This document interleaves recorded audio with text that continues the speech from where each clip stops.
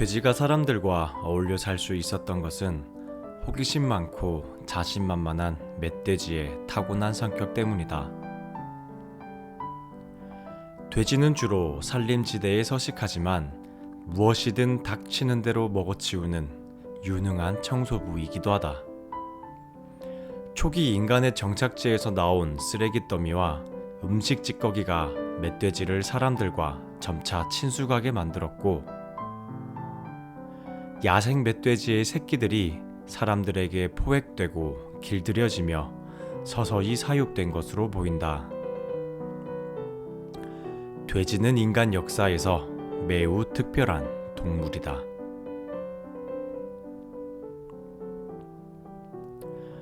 따뜻한 밤입니다. 이불 속 책 한 권입니다.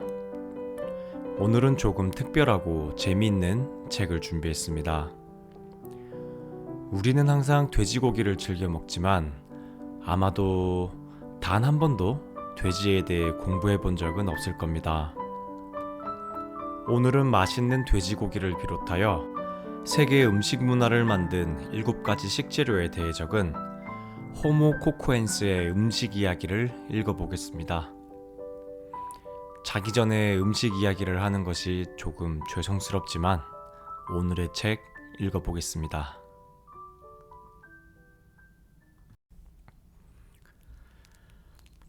매일 먹는 식재료들은 우리 삶에서 특별한 역할을 한다.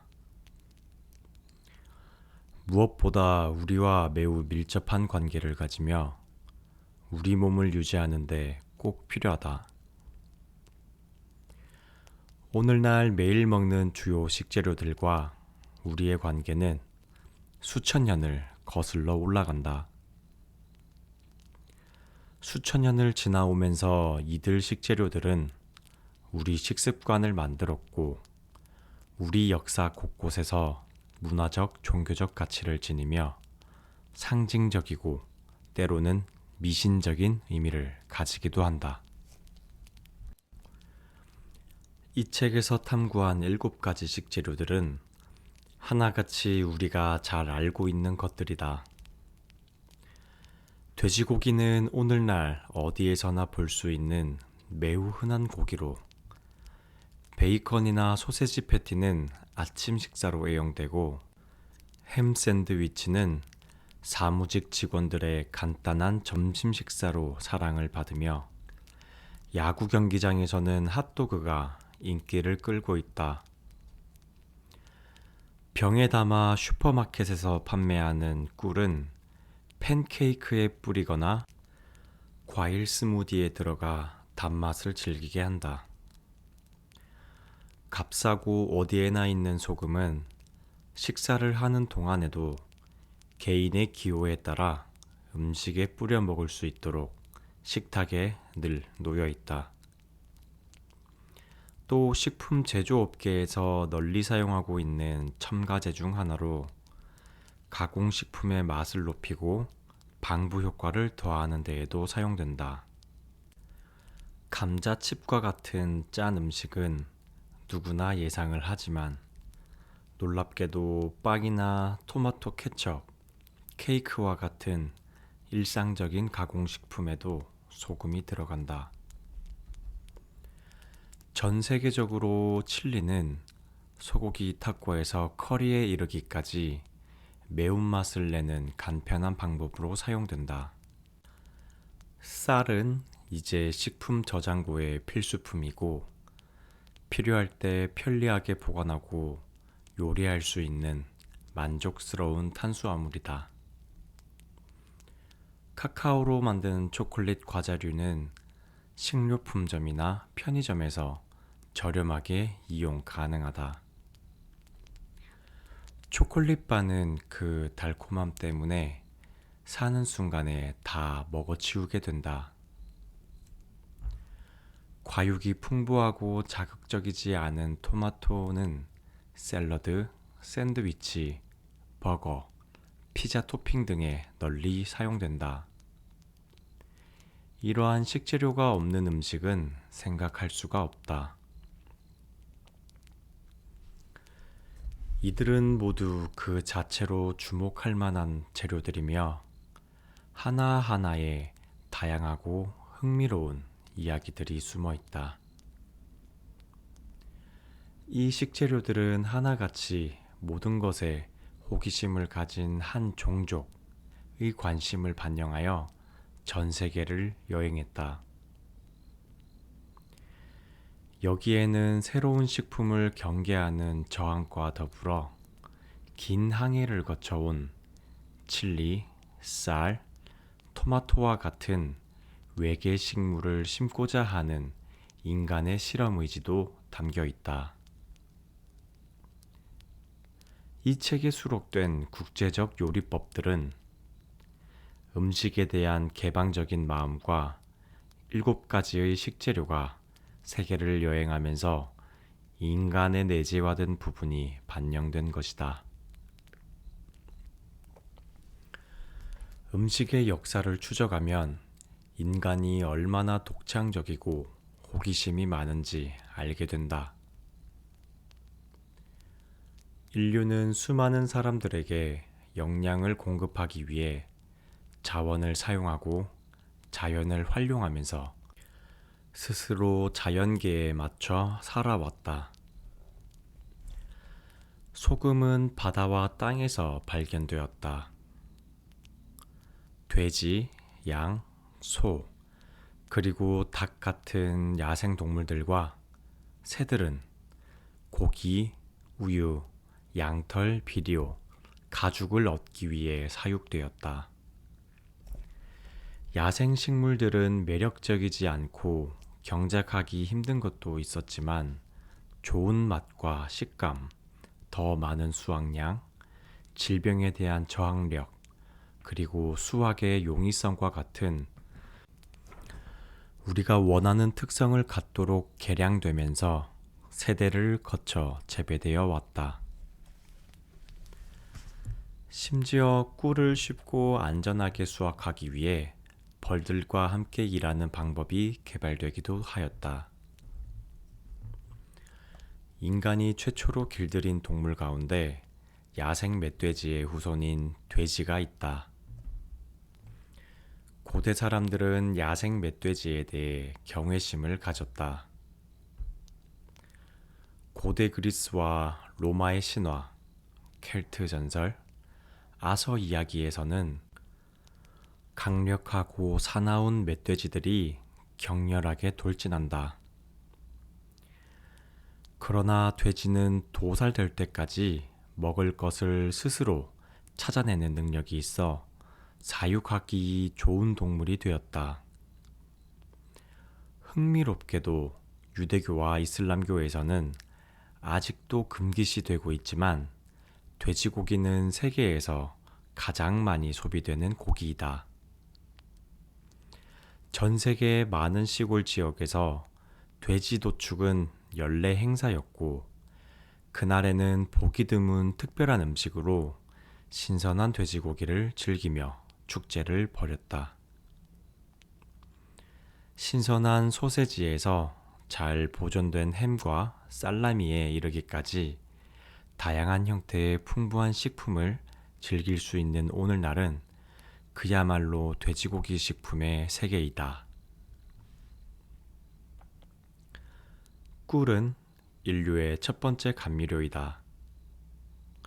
수천 년 전부터 야생벌의 벌집에서 수집해서 먹었는데 꿀에 대한 인류의 욕망을 최초로 묘사한 것은 8천년에서 10,000년 전의 동굴벽화로 꿀을 채집하는 인간의 모습이 그려져 있다.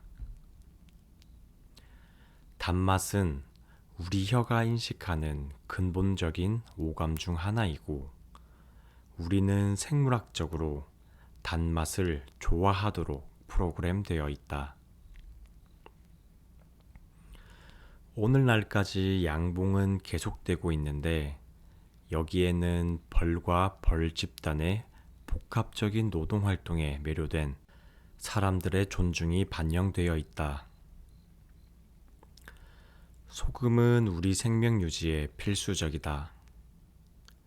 단맛과 마찬가지로 짠맛은 우리의 혀가 인식하는 근본적인 오감 중의 하나로 우리가 갈망하는 핵심적인 맛이다. 몇 세기 동안 소금은 정말 가치가 있었다. 경제적으로 중요하다는 것은 어원에서도 확인이 된다. 많이 알려진 것처럼 급여를 뜻하는 영어 단어 샐러리는 소금이라는 뜻의 라틴어 쌀에서 비롯되었다. 소금은 소금물을 증발시켜 얻거나 암염해서처럼 많은 물리적 노동을 통해 추출한 광물이다.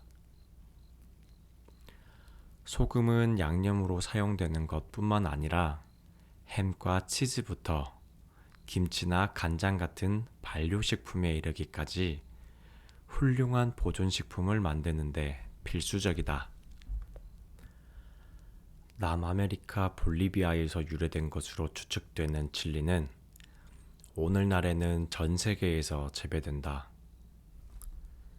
세계 인구 4분의 1가량이 어떠한 형태로든 칠리를 먹는 것으로 추정된다. 특히 씨앗과 주변 조직에 함유된 캡사이시노이드라는 성분이 그 독특한 매운맛의 원인이다. 흥미롭게도 인간은 이 고통스러운 효과를 가진 열매를 피하기보다 오히려 즐기는 쪽을 선택했다. 스페인이 메소아메리카 침략한 이후 칠리는 교역로를 통해 전파되어 유럽, 아프리카, 인도, 동남아시아를 포함한 세계 곳곳에 소개되었고 멕시코, 인도, 태국 등에서는 광범위하게 사용하는 대표 식재료가 되었다. 칠리의 매운맛에 매혹된 사람들은 경이적이고 기록적인 수준의 극단적인 매운맛에 도달하기 위해 새로운 경작지를 개발하고 있다. 카카오로 만든 초콜릿은 선진국에서 사탕이나 과자로 널리 알려져 있지만 그럼에도 여전히 화려하고 특별한 의미를 인정받는다. 초콜릿은 밸런타인데이 선물로 많은 사람들에게 인기가 있다. 카카오 원산지는 아메리카 대륙으로 역사적으로 통화나 제수용품으로 사용한 올맥, 마야, 아즈텍 문명에서 높이 평가받았다. 마야와 아즈텍 사회의 특권층 사람들은 카카오로 만든 음료를 정성껏 준비해 마셨다. 카카오가 유럽 대륙과 세계 다른 지역에 소개된 것은 메소아메리카를 침략한 스페인 정복자들에 의해서인데 오랜 기간 카카오는 음식보다 음료로 소비되었다. 지금 우리가 소비하고 있는 부드러운 식감의 초콜릿을 먹을 수 있게 된 것은 산업혁명과 특정 기계의 개발로 카카오 콩을 가공하게 되면서부터다.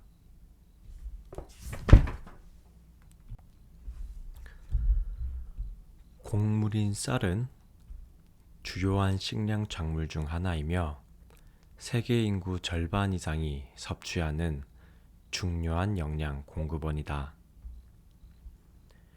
재배되는 쌀은 야생의 쌀에서 유래되었지만 처음 경작한 곳은 아직 확인되지 않아 중국과 인도가 이 영예를 차지하기 위해 경쟁하고 있다.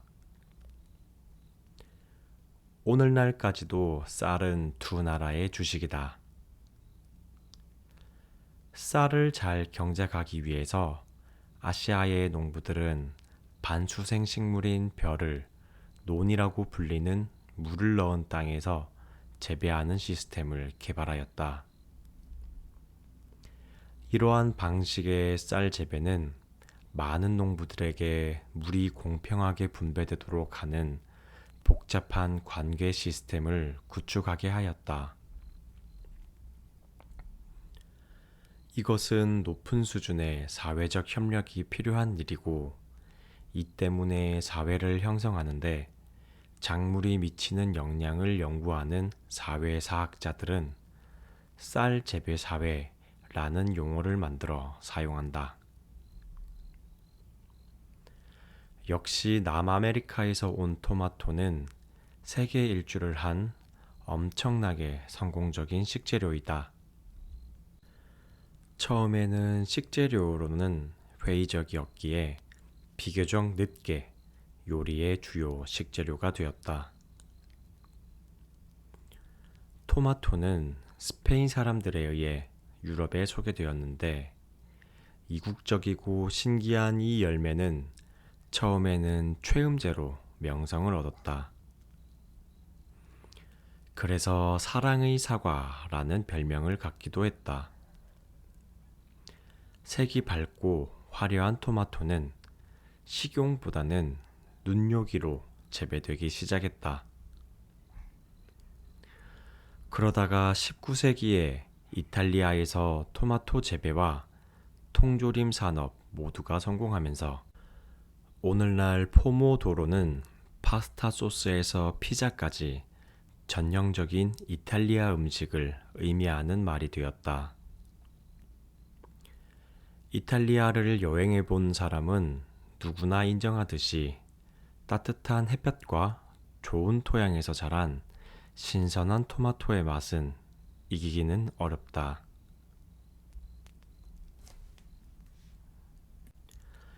이 역사적인 식재료들이 거쳐온 여정은 전반적으로 같은 궤적을 그린다. 처음에는 매우 전설적이고 비싸고 사치품으로 평가되지만 수세기 동안 인간의 창의성과 노력에 의해 널리 사용되고 저렴해졌다.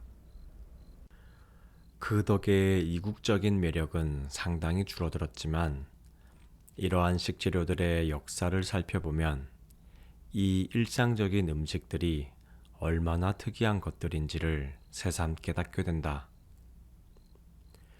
그리고 그와 더불어 이 7가지 식재료들을 비로소 제대로 인식하게 될 것이다. 돼지고기. 돼지를 최초로 사육한 지역은 확실히 알 수 없지만 고고학적 증거에 의하면 기원전 8천년경 중국인 것으로 추측된다. 중동의 여러 곳에서도 사육된 돼지의 뼈가 발견되었지만 고고학적으로 의미 있는 것은 기원전 8천년경의 것으로 터키의 할란세미에서 출토되었다.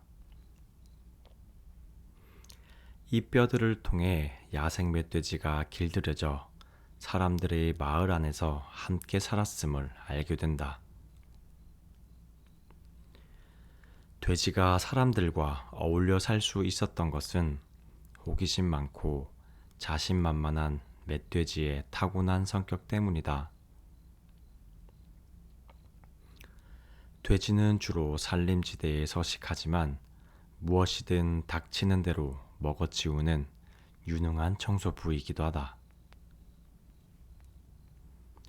초기 인간의 정착지에서 나온 쓰레기 더미와 음식 찌꺼기가 멧돼지를 사람들과 점차 친숙하게 만들었고 야생 멧돼지의 새끼들이 사람들에게 포획되고 길들여지며 서서히 사육된 것으로 보인다. 또 제물로 쓰기에 적절한 동물이었다는 것도 돼지고기가 가축이 되는데 한몫했을 것이다. 돼지는 중국뿐만 아니라 고대 그리스와 로마에서도 신에게 바치는 제물이었다. 로마 작가 플리니우스는 박물지에서 돼지 새끼는 생후 5일 되었을 때가 제물로서의 순수한 상태라고 썼다. 소, 양, 염소 같은 동물들은 우유나 고기를 먹기 위해 또 털을 얻기 위해 사육하지만 돼지는 오로지 고기 생산을 목적으로 길렀다. 이 책의 돼지고기 요리 부분에서는 도축된 돼지에서 나온 고기를 전 세계 사람들이 얼마나 기발한 방법으로 요리에 사용하고 있는지 볼 수 있다. 돼지는 오랫동안 많은 나라에서 중요한 고기 공급원이었다.